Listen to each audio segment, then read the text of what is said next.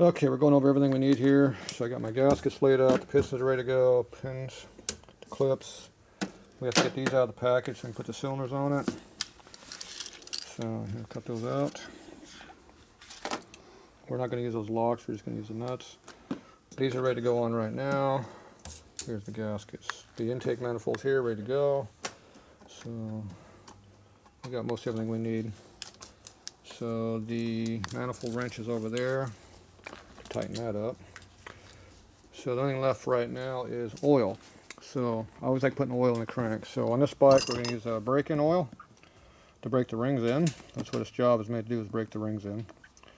This is a 1550 weight, which is really light for a flathead motor. So to thicken it up, I'm going to put a nice straight 50 weight in there. So that should make it like 50 weight when we're all done. So I'm going to go ahead and put this into the crank first. We'll pour it down in here. That way, as we're turning the motor around, it'll keep lubricating the motor. And as soon as you start the motor up, it'll have this oil in there, which will help pre-lube everything in there. So you don't have to wait for the oil to go through the pump and into the motor. It'll already be in the motor. If I use this real thin oil inside the motor initially, then I won't have as much protection. So we're going to use this thick stuff. Are they all burnt up? Well, it's putting the flat side down. Yeah, there's the flat side up though. See the countersink? Yeah, these are cut at an angle. Those are the tops, right? No, it's straight cut. If you look at how it's made, it's straight. Oh, okay, so that's down? Yeah, that goes down. The radius up here on the top is your top cosmetic cut. Okay. This here is made like this. See, it's a straight circle going around. That way, when you're turning it, these hexes aren't digging a groove in your cylinder. That's why they're made like that. So that would be the proper way to put them on. And most people don't understand the differences when they do hardware, so they don't do it correctly. Okay, I'm going to put that over there so they're out of the way. We got to put a little bit of oil on these threads also. And then we got to goop everything all up. And then all this goes down at once, so it'll be fun. And we're going to have to fight the one valve that is open as we do this, because one of these lifters is going to be up in the air. So we're going to turn the crank over a little bit to turn it. So how we got to turn this motor over? We got a sprocket over here yet? Yes. So I need a nut, whatever size that is. What size nut was that? Remember? No idea. I think it's about this size right here. That's the one with a 3/16 or 1/8. Oh, it's 1/16. Okay, good memory. I know what size it is by looking at it. So did you crank that on tight? No.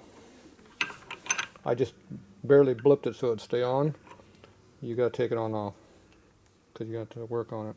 Well, the backing plate doesn't go under it. I know, but it might be easier to have this off or not. So I can put this on for real if you want. You just have to let me know. If we're going to put it on for real, I usually put sleeve retainer Loctite underneath that thing and red Loctite on the nut and tighten the piss out of it. So I just didn't know if it's going to be a problem being on or not. It shouldn't matter, but when you go to put the chain on, it might matter because you have to get the chain over the spline on the back transmission. And it's easier to have this go on last than first. Understand? So usually I leave these a lot loose. But I can put on for real if you want. But you're going to have to tighten this nut down with the correct socket, which I'm sure you don't have, right? For the transmission. I don't know. No, I don't have. Nope, don't have that. It would look like this. Spline drive. That's the original Harley tool that's been modified. Dad didn't like the cranking bar. He put a socket on the end of it. So we can use real tools to tighten with. Yeah, you don't see too many original ones. So anyway, this is it. I don't know why they got a hex on the inside too. There must be some other function for this tool. It must obviously do two things. So my guess is that you're going to probably bring it down here to tighten everything all up. Or are you going to borrow my tools? No, I'll One of the two. I'll trailer it down. Okay, so got a lot of stuff to do here. See, I think the first thing we're going to do is get some oil in this thing. Now, if you put the whole cord in here, you're going to have a problem when you start it up.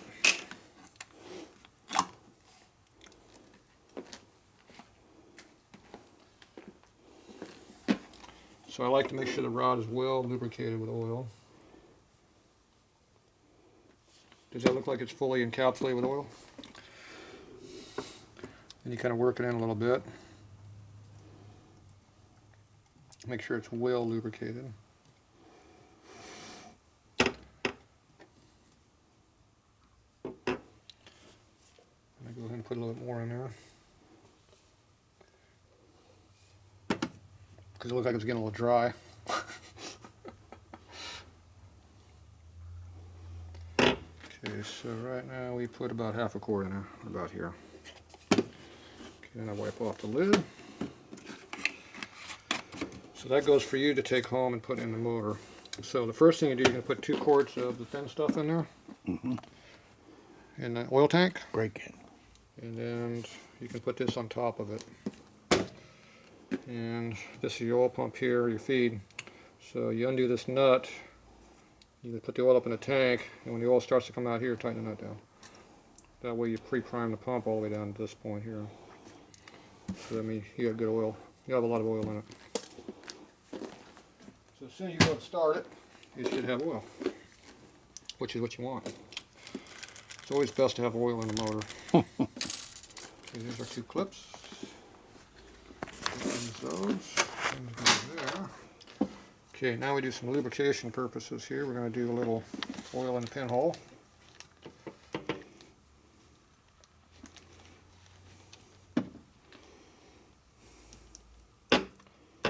That. We're going to do oil in the pinhole. You know why we put oil in the pinhole? You want them to turn. I don't want it to be dry when it starts. And now I don't have to lubricate the wrist pin, I just shove it in the hole and it's lubed. Because everything else is pre-lubed. We do not put any oil in the rings, they run dry. We lubricate the cylinder as we put it together, which lubricates the rings.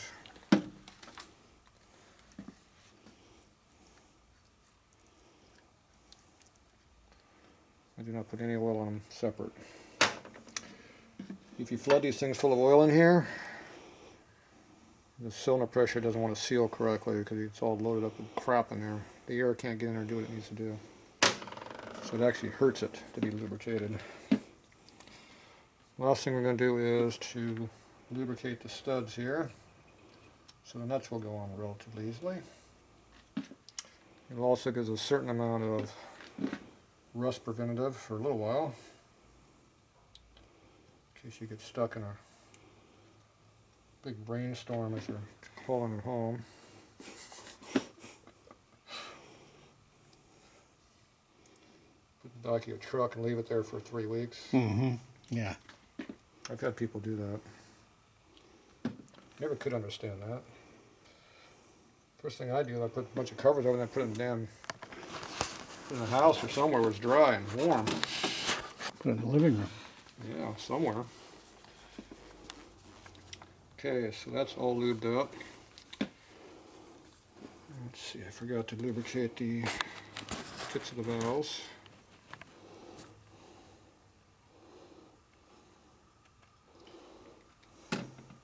No micro welding. I like that word.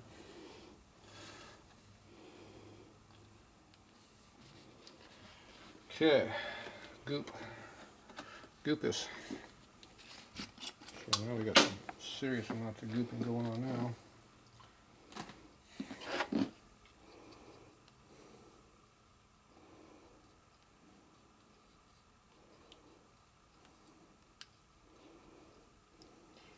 Get most of it off there so it doesn't make a mess. Try not to put it in the cylinder itself. It's easier said than done when you get the cylinders all big gouges cut open that.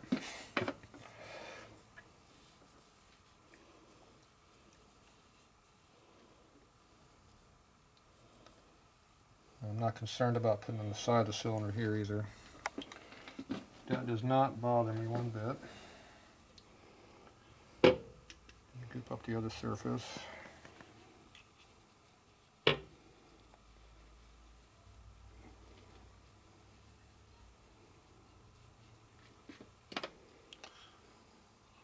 running out of goop.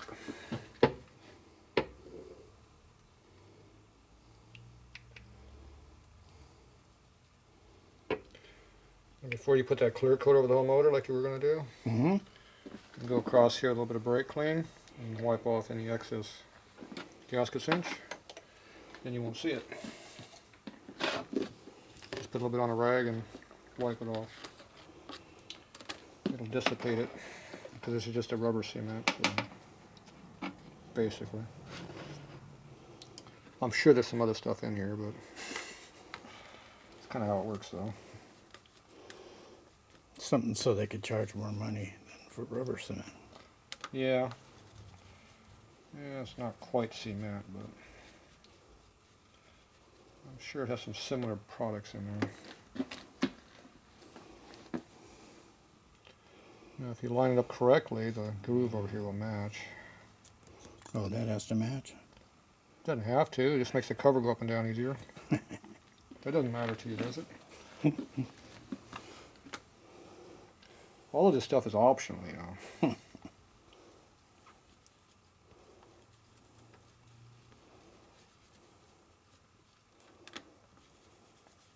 When you do this quickly, it won't stick to the gasket, the board, but if you leave this attached to the board and let it dry that way, it might tear the gasket, because it ain't going to want to come off. Okay. There's our groove out. Now the bolt pull pattern is identical, but the groove is slightly offset if you look at it.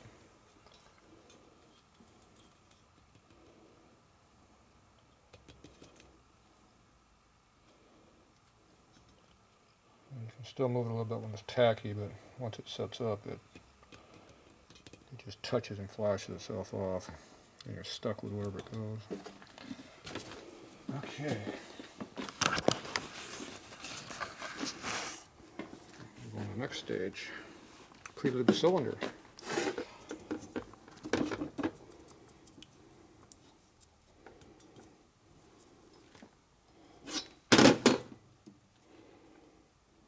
You only need to go down about a couple inches at max.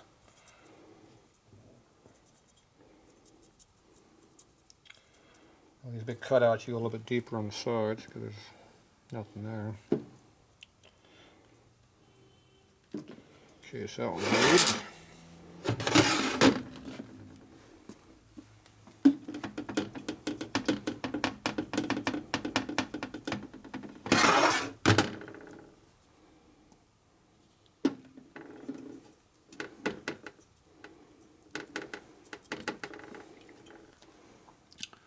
I'm actually putting a little bit more than I need to really put on here, but it's a stroke. I'll make sure it's got a lot in there. We'll wipe off the excess. Okay, so that's done. Okay, now, which piston is this? Rear. Where's the rear cylinder? Over there. No. Oh, the rear cylinder. Over there. It's on the front because it's upside down right now. Okay. Okay, so the wrist pin keeper is on this side, so we want the piston to go in like that. Because this is the left side. That's how that goes. Okay, so there's a ring gap here, that means there's another one over here. So if you put in the cylinder sideways like that, and push down like that, see how the ring compressor works really good? See how the ring's over here? Yeah. Squeeze it in a little bit.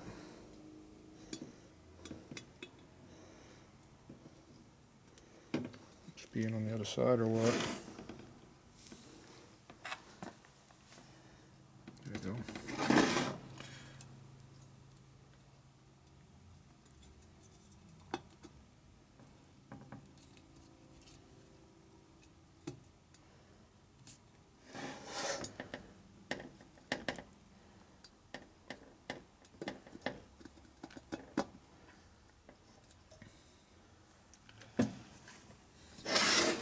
See how it goes in.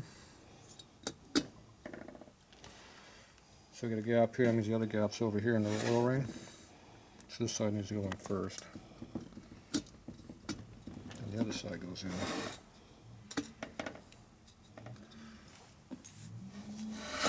So you can't be so far, you can't get the pin in here, but this side needs to go in all the way. So it's in there a little bit. Boom, it's in, see? This side's up at the edge almost. Hopefully the wrist pin will go in here now. There you go. See, I just made it. So that's how you put it on. See, I need a ring compressor, didn't I? Okay, same way on this one.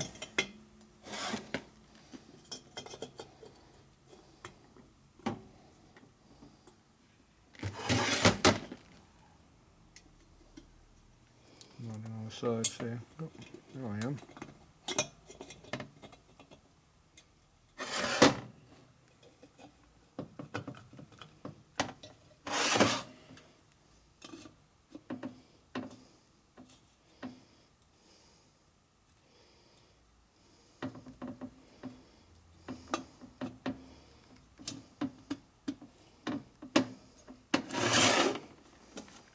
See where it sticks out the most is where you push. So use your fingers or your nails. Now if your finger gets pinched underneath, you got to pull it out so it'll go down. You see how the ring lands right there on top? Push it in right there. See how it goes down now? Push down. Right here it's exposed, so you could push that in a little bit.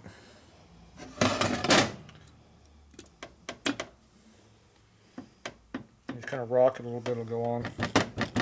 See how that doesn't want to go in? Because the ring's stuck right there.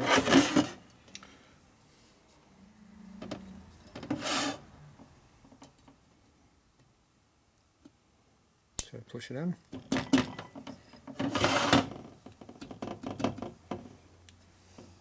Now you can tap with a hammer also if you want. Go like this. As long as you do it lightly, you're alright. See how it's in there too deep? So you're going to come up a little bit, see? So you can use your hand or your hammer. Doesn't matter which one you use. That one goes in there now. Okay, so those are both ready to go now. This works on all Harleys this way. Except for those new things called twin cams. Doesn't work this way.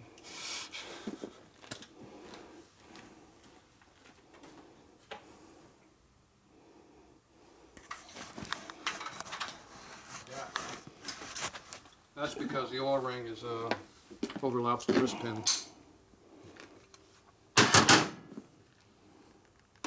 See, if the oil ring covers up the wrist pin, you can't do it this way. You have to put the piston on first, then put the cylinder on. Okay, it doesn't matter if you do front or back. First, it makes no difference. Which piston? Which one's this one? That's the front. You sure? Mm-hmm. And is that one's the rear? Oh. Why is it on the rear side then? Because you turned it around. Because it's mirror image. I'm on the wrong side of the bike anyway. Oh, I lost a clip. Hit my foot. Now we're on the front cylinder, see? Gasket's on there. Don't forget to put the gasket on.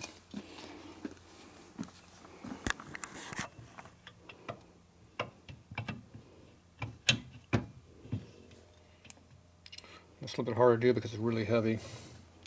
We have a lot of weight over here. Just trying to support it. It wasn't working. Okay. Take our rag. Where's our clean rag at? Cover things up so the clips do not go where they're not supposed to go. Take the clip left I didn't lose. And just push it in there. And you'll see over right there. So you get the tang in there on the one side. You got to kind of collapse this in the other way.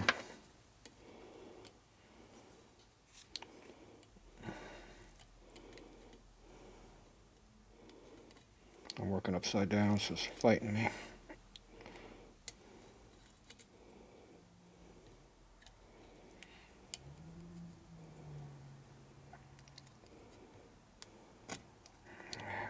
Not gonna work this way. See, I'm working upside down, so see, it works easy when I go like this. See how it rolls in?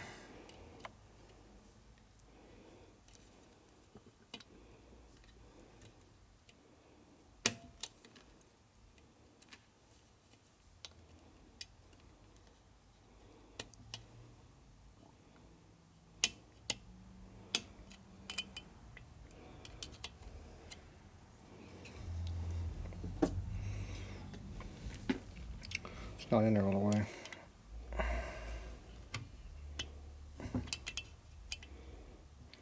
Why is this clip not in there all the way? We never pre-assembled these, did we? See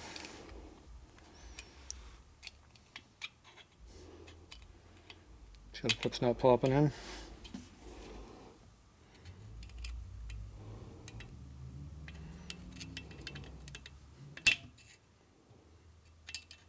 Wrist pin's too long. See, it's not going in.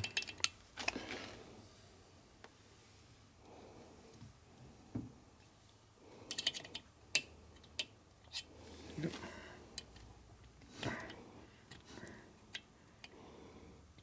Nope, not gonna go.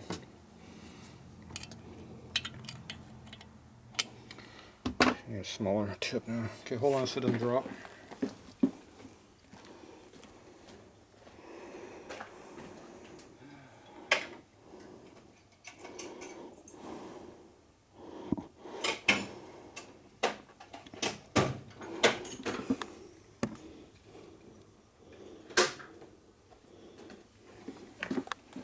I got it.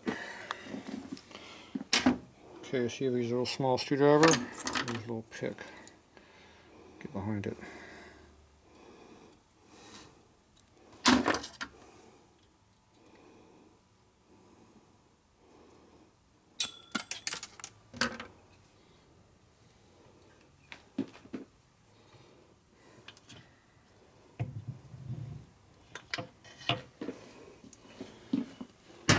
Okay.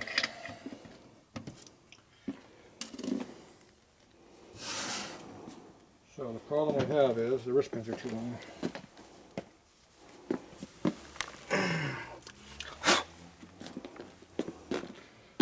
You got good ears, you know where things go. See? So these are chamfered cut right through here. So if there's not enough room for the clip to pop in the groove, then this chamfer is too long.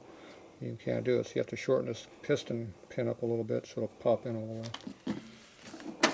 You want to have them pretty close on in play, but you can't be so tight they don't work. If you can't put the damn thing together, it does not help you any. So I got the pin all the way in right now. So see the it's covering the groove. See how it's covering the groove up just enough that this won't go in. Yep. It's probably literally like 10 thou different is all it is, but that's 10 thou that we need. So if we don't have that 10 thou, it's not going to ever work. So they were supposed to be made for these wrist pins, but obviously they're a little off. So now what I got to do, I got to go over the lathe. I'm not shortening the wrist pin up, I have to cut the groove deeper. So the edge of this will be a little bit wider. So that's what I got to do. Alright, I'll be back.